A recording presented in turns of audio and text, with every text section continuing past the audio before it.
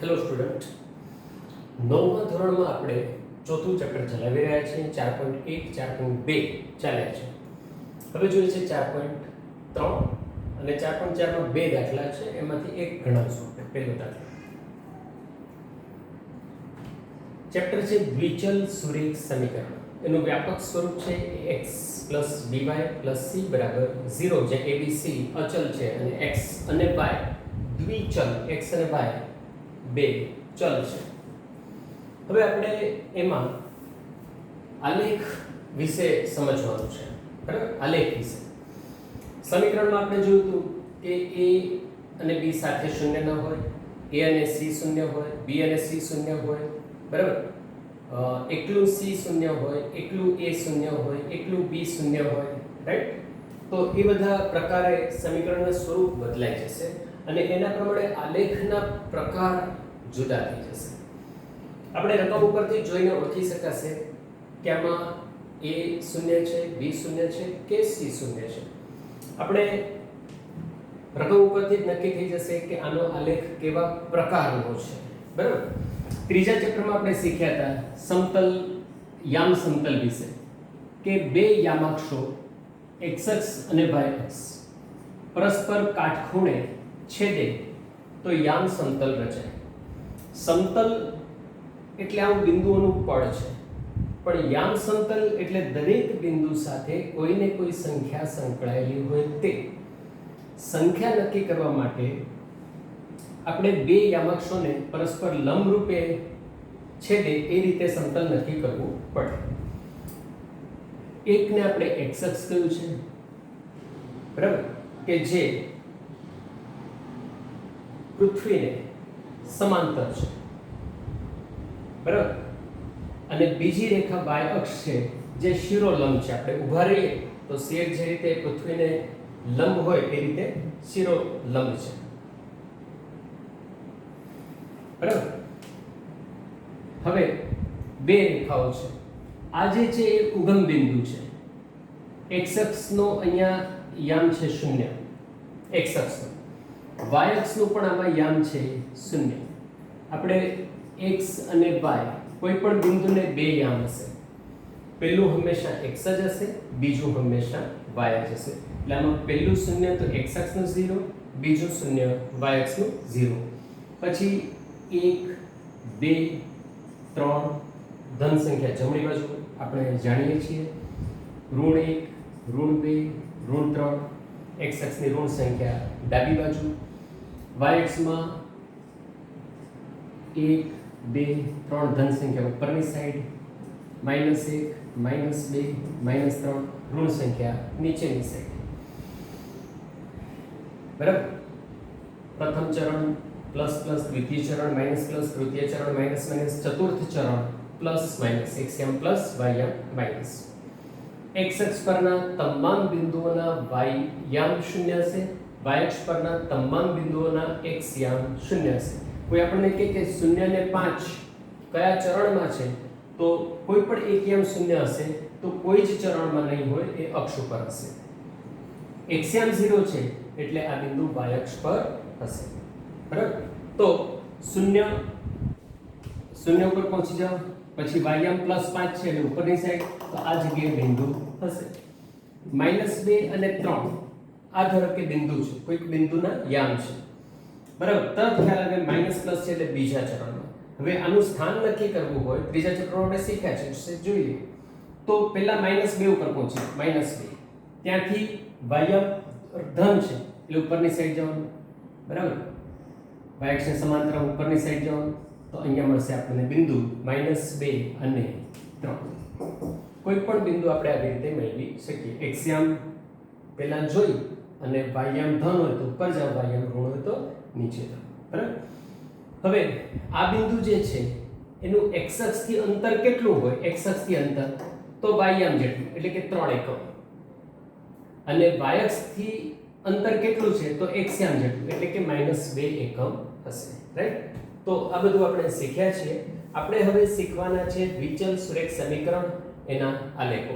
આપણને ખ્યાલ છે કે દ્વિચલ સુરેખ સમીકરણને અસંખ્ય ઉકેલ હોય છે, અસંખ્ય ઉકેલ હોય છે, બરાબર? તો દરેક ઉકેલ x અને y ઉપરથી આપણને બિંદુઓ મળશે અને હંમેશા કોઈ પણ દ્વિચલ સુરેખ સમીકરણ હોય એના બિંદુઓ એક લાઈનમાં આવશે.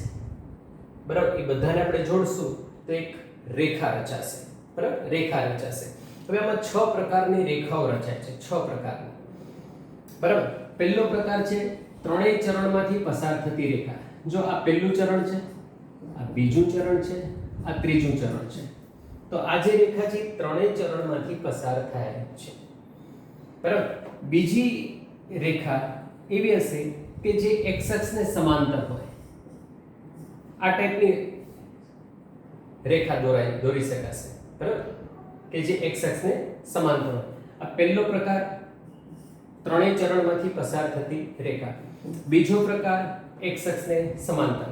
દ્વિચલ સુરેખ સમીકરણ વડે જે રેખાઓ રચાશે સમતલમાં એ કેવા પ્રકારની હશે. બરાબર, તો એ આપણે જોઈએ રહ્યા છીએ.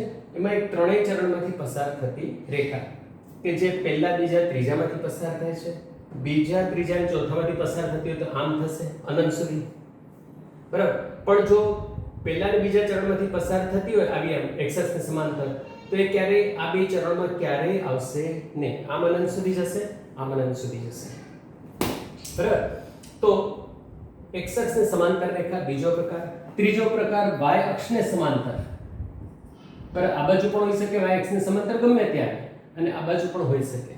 બરાબર, y અક્ષને સમાંતર. આ y અક્ષ છે એને સમાંતર આપણે આ કોઈ સમીકરણ રકમ હશે એની ઉપરથી આપણે રેખા દોરીએ તો y અક્ષને સમાંતર થશે.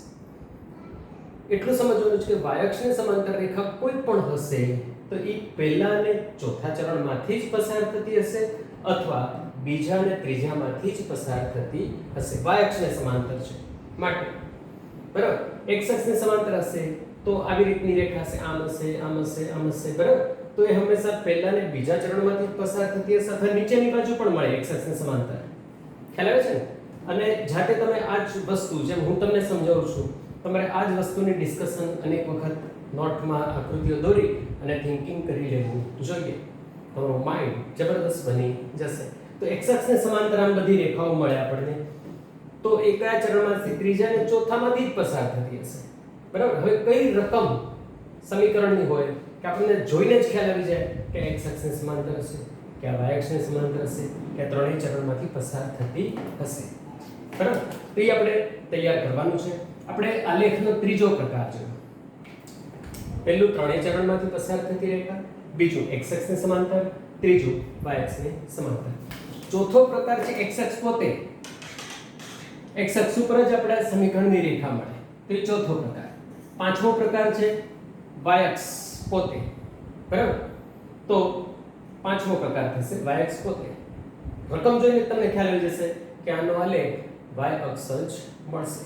બરાબર, અને છઠ્ઠો પ્રકાર છે ઉગમ બિંદુમાંથી પસાર થતી રેખા. એટલે આવી રીતે આ ઉગમ બિંદુમાંથી પસાર થતી રેખા છે. બરાબર, તો આવી હશે. પહેલા અને ત્રીજા જ ચરણમાંથી પસાર થાય. બરાબર, પહેલા અને બીજામાંથી પસાર થાય એવું ઉગમ બિંદુમાંથી પસાર થાય ને પહેલા બીજામાંથી પસાર થાય એવું શક્ય નથી.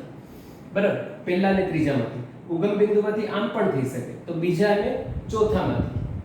બરાબર, તો છઠ્ઠો પ્રકાર છે ઉગમ બિંદુમાંથી પસાર થતી રેખા.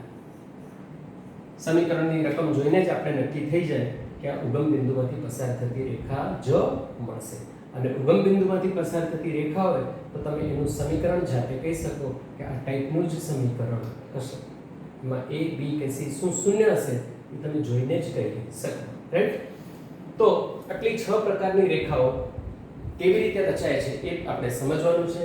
પછી આપણે 4.3 ના થોડા દાખલા ગણવાના છે. 4.4 ના બે દાખલા છે, એક ગણાવશું આપણે. ઓકે, હવે આગળ જોઈએ આપણે કે ax by c બરાબર 0 નો આલેખ સમતલમાં એક રેખા મળે છે. બરાબર, પહેલું આપણે જોઈએ કે a is not equal to 0, b is equal to b is is equal to 0 અને c is not equal to 0.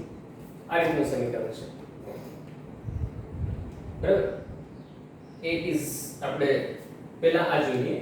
a is not equal to 0, b is not equal to 0, c is not equal to 0. બરાબર.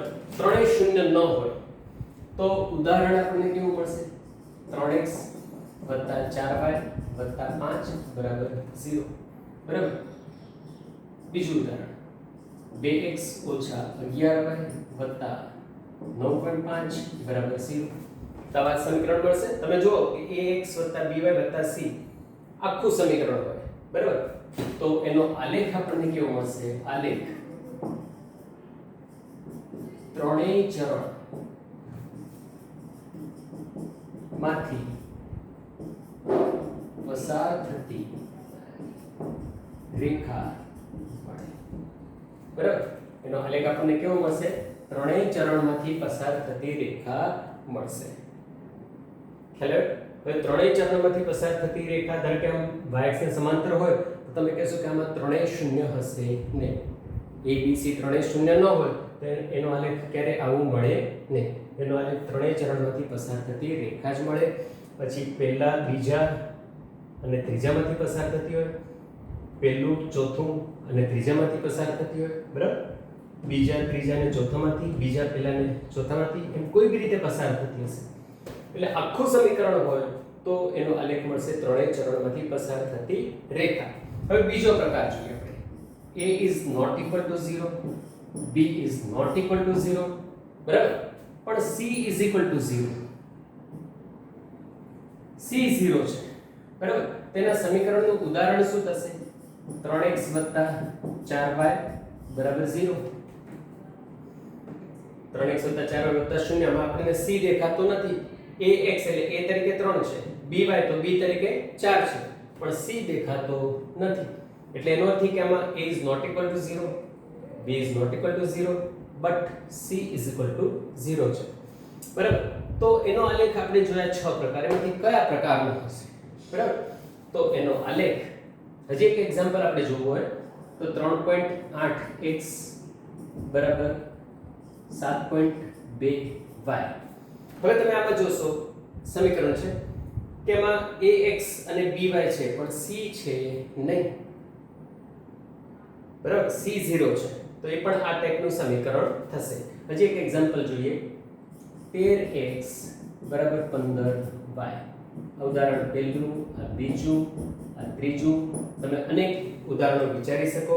આ રીતે વિચારી શકો. 6x + 7y બરાબર 0, 9x + 23y બરાબર 0.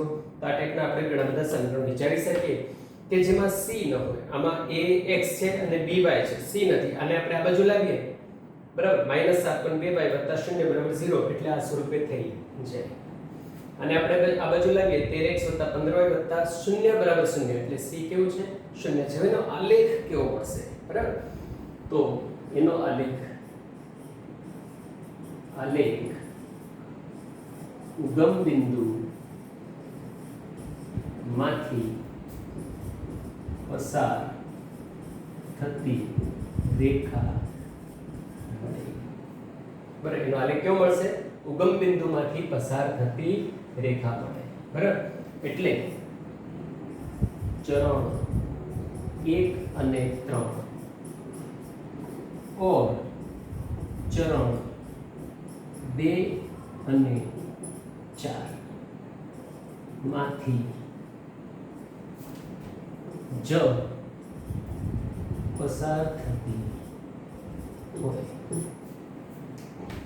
બરાબર. તો આનો આલેખ આપણને કેવો મળશે?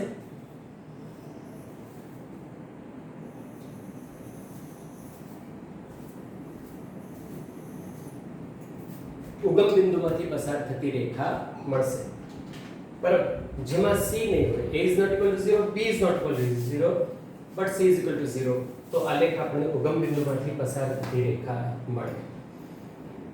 જે પહેલા અને ત્રીજા ચરણમાંથી પસાર થતી હશે અથવા બીજા અને ચોથા ચરણમાંથી પસાર થતી હશે બરાબર.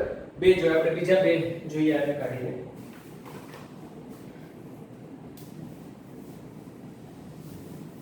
ત્રીજો, ચોથો, પાંચમો, છઠ્ઠો, 6 પ્રકારના આલેખ મળે.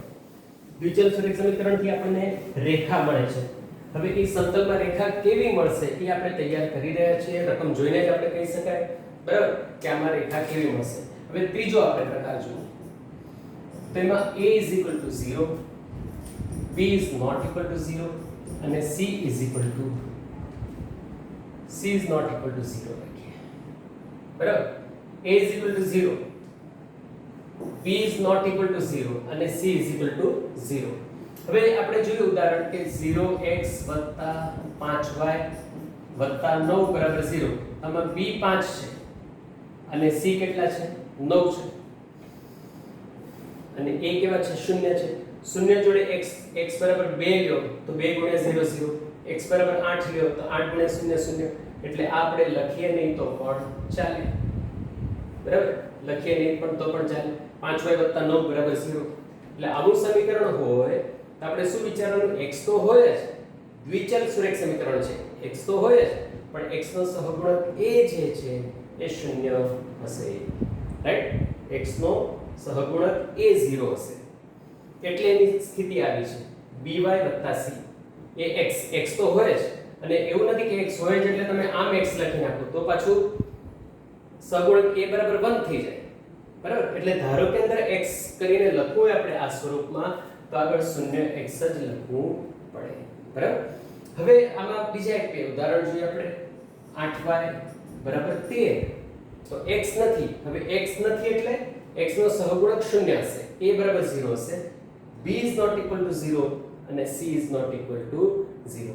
અને આપણે પ્રમાણિત સ્વરૂપમાં લખીએ, બરાબર, તો 0x + 8y - 13 બરાબર 0 થઈ જશે, બરાબર. a બરાબર 0, b બરાબર 8, c બરાબર -13. હવે એનો આલેખ કેવો થશે? તો આનો આલેખ, બરાબર, એમાં શું થશે? ધારો કે આમાં y ની કિંમત કેવું થશે? y બરાબર 13/8, બરાબર. તો આલેખ y બરાબર અચળ માટે,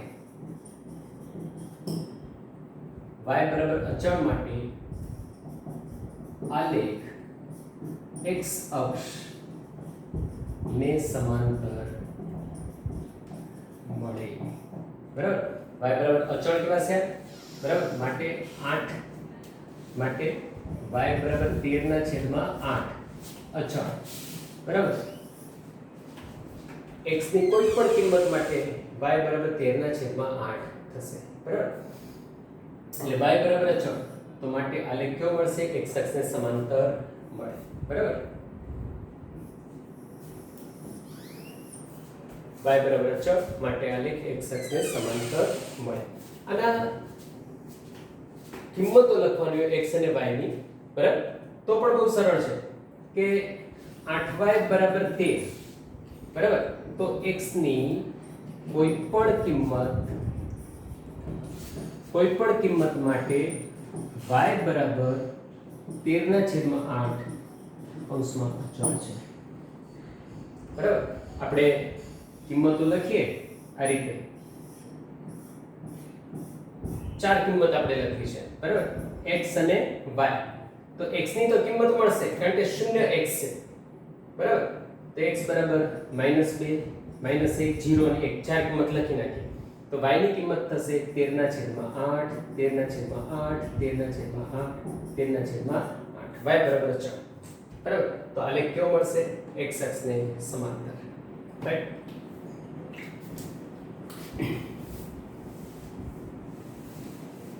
હવે x બરાબર અચળ માટે જોઈએ.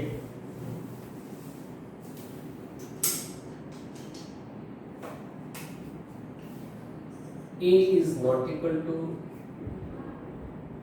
0, b is equal to 0, c is not equal to 0. આપણે જોઈ રહ્યા છીએ ચોથો પ્રકાર. a is equal to 0, a is not equal to 0, b is equal to 0, c is not equal to 0. એનું ઉદાહરણ જોઈએ આપણે. તો 5x + 3 બરાબર 0. એને પ્રમાણિત સ્વરૂપમાં લખશું તો શું થશે? 5x + 0y + 3 બરાબર 0, બરાબર. બીજું ઉદાહરણ તમે લખી શકો √6x વત્તા 9 બરાબર c. y દેખાતા નહીં હોય, y હશે ખરા પણ એનો સહગુણક શૂન્ય હશે, બરાબર. તો આનો આલેખ આપણને કેવો મળશે? આલેખ આને આપણે ઓળખશું કેવું? તો x બરાબર અચળ માટે આલેખ y અક્ષને સમાંતર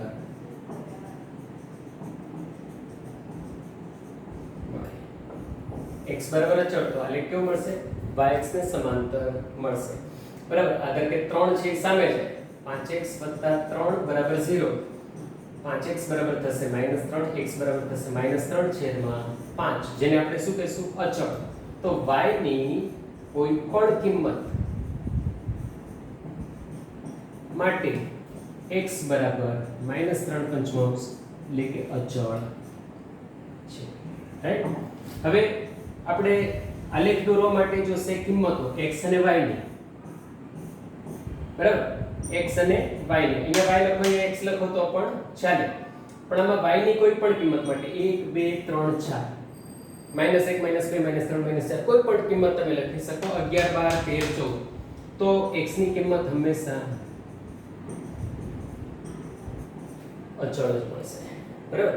સમીકરણ ધારો કે આમ હોય 2x બરાબર 10, તો x બરાબર શું થશે? 10 ના છેદમાં 2, 2 સામે છેદમાં જાય, x બરાબર 5. તો આમાં y ની કોઈ પણ કિંમત માટે x બરાબર 5 જ રહેશે, એટલે y ની કિંમત 1 2 3 4 લ્યો, x કેવા રહેશે? 5 5 5 5 5 જ રહેશે. એટલે રકમ જોઈને જ આપણને ખ્યાલ આવી જાય કે આ 2x બરાબર 10 છે, બરાબર. એટલે x બરાબર શું મળશે? અચળ સંખ્યા મળશે, બરાબર. તો એનો આલેખ y અક્ષને સમાંતર થશે. તો આપણે ચાર પ્રકારના આલેખ જોયા. આખું સમીકરણ હોય a is not equal to 0, b is not equal to 0, c is not equal to 0, તો આલેખ ત્રણ ચરણમાંથી પસાર થતી રેખા મળશે. જો a is not equal to 0, b is not equal to 0 પણ c is equal to 0 હોય, બરાબર. એટલે કે 3x 4y 0, c ન હોય અચળ પદ, તો એનો આલેખ ઉગમ બિંદુમાંથી પસાર થતી રેખા હશે. જો a is equal to 0, b is not equal to 0 અને c is not equal to 0, બરાબર. એટલે કે 3y 5 એવું સમીકરણ હોય, જેને આપણે y બરાબર અચળ કહીશું, તો આલેખ x અક્ષને સમાંતર મળશે. 4x 8 એવું સમીકરણ હોય, 4x 8, બરાબર. એટલે x બરાબર અચળ, એમાં a is not equal to 0, b is equal to 0, c is not equal to 0, તો આલેખ x બરાબર અચળ, તો આલેખ y અક્ષને સમાંતર, આ y અક્ષ એને સમાંતર મળશે. આમ મળશે એટલે આપણે સમજવાનું y અક્ષને સમાંતર, એમાં x બરાબર શું હશે? અચળ હશે. x અક્ષને સમાંતર મળે તો શું સમજવાનું? કે એમાં y બરાબર અચળ હશે. આ સમીકરણ 5y 10 એવું હશે, y બરાબર અચળ, તો એ x અક્ષને કેવું મળે? સમાંતર. ધન હશે તો y અક્ષને સમાંતર ઉપર મળશે રેખા, અને x અક્ષને સમાંતર. ઋણ હશે y ની કિંમત, તો x અક્ષને સમાંતર નીચે રેખા મળશે, રાઈટ.